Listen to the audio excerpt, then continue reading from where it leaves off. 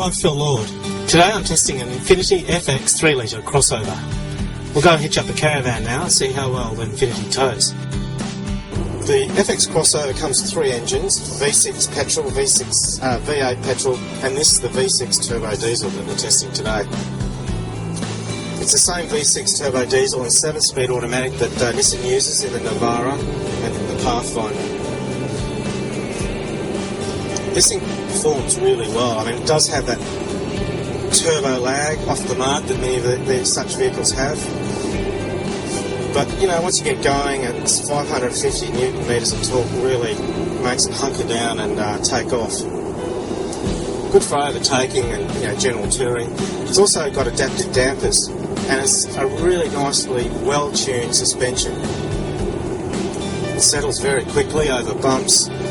It's reasonably compliant. I mean, it's riding on 21-inch wheels, and it does not crash through potholes like you might expect it would.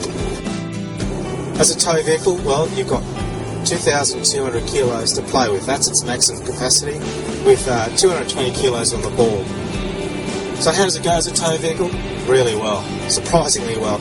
We towed with a 1,800 kilo tandem axle Caravan that had a surprisingly high 209 kilos on the ball. So what that did was it did nudge the nose up and the tail down a bit when it was hooked up to this Infiniti. I'm really glad though that we didn't use any load levelling devices, because it was enabled us to test this vehicle in its natural state in a way that you perhaps wouldn't balance it, in the sense of having so much weight on the ball. You might have perhaps had a van that has less tow ball weight for its overall weight, or perhaps pack the van to balance it a little bit more, whatever. The main thing about this vehicle is, in such conditions with a fair bit of weight on the back, because of its adaptive damping, such a well-tuned suspension, dynamically it was solid as anything. Not a slight hint of pitching or sway whatsoever.